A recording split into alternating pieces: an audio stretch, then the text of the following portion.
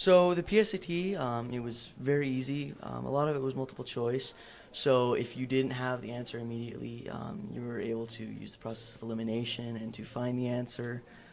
So that was very helpful. Getting our scores checked and whatever, and yeah. What are you most excited about in taking the SAT that the PSAT will help you? To get it done and over with, and yeah.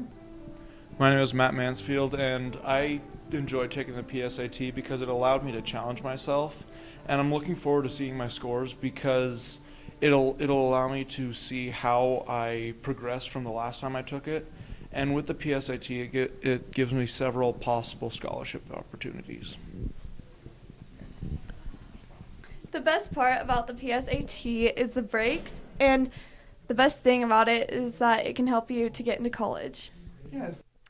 Hi, I'm Paige Schmitz, and the way that retaking the PSAT helped me was I felt I was better prepared for taking the SAT in the future. As someone who struggles a lot with taking tests and being timed, I feel it's really a good thing to practice on that and to know the questions better, and to just know the environment that you're going to be in. So, yeah. So let's get into our scores. At the top here, this is the overview. Then you have test scores broken down. You have a cross-test score that highlights certain areas, and then even sub-scores that look at. So we'll take a look at each area. So starting with your reading and writing score, you can see that I'm a student, earned a 380. That's from 160 out of 760.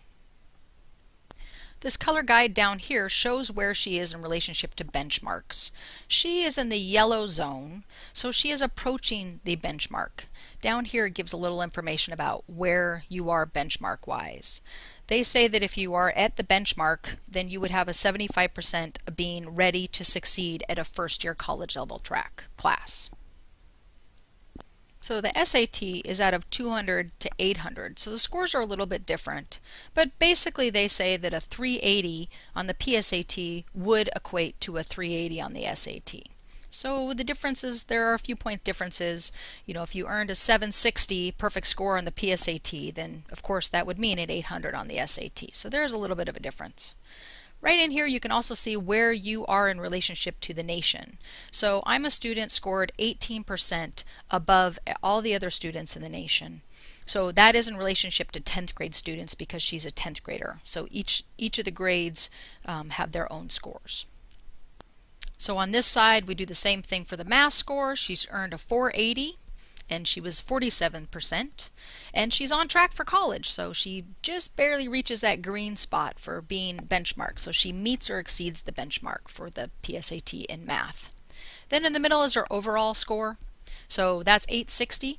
It's between 320 and 520, or 1520, excuse me, and she'd be the 28th percentile nationally for, again, all 10th graders. If she was an 11th grader, it would be a different scoring for national. So moving down, the first thing we see here is the test scores, and the first thing we can see is that the range changes. So they are in an 8 to 38 point scale. But again, the benchmarks are the same coloring. So you can see for reading, she's in that yellow zone. Language and writing, she's in the yellow zone. Math, again, she's really close to the green. So that's, again, a breakdown. Then down here in the cross-test scores, it's an analysis for history and social science as well as science. So those scores again are out of 38. The last section is the sub-scores, and again you can see the range is yet again different. So this one is a 1 to 15, but also like the others, the benchmark information is there. So to me, I think this part is the most helpful to break down the areas that you need to work on. So the command of evidence, you know, all the way down. So the heart of algebra, she did well on, but she needs to work on some of the other areas that she's in the yellow. Next up is the National Merit Scholarship. You're looking at the selectivity index number. Initially, if you have a star by it, you really don't need to worry about this section because unfortunately that means you aren't at the top 50,000 students of the nation because that's the top 3 or 4% of the nation. If your number is above 200, you might not have an asterisk by there, and that would mean that you are within the top 50,000 or so students, and you're quite a rock star as far as PSAT goes, because that could mean that you are eligible for some financial money scholarships coming your way.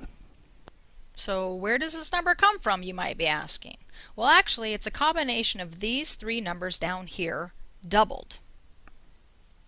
So the National Merit Scholarship is just for juniors. So if your number is above 200 and you don't have an asterisk by your name, you will be contacted about National Merit Scholarship opportunities. If you are a sophomore and your number is above 200, it might be helpful for you to do some prep work for next year's PSAT so that you also can be in running for the National Merit Scholarship. So you have your scores. What's next? Well, one thing that you can do is you can use this information to see what you're strong in and also what you need to improve on.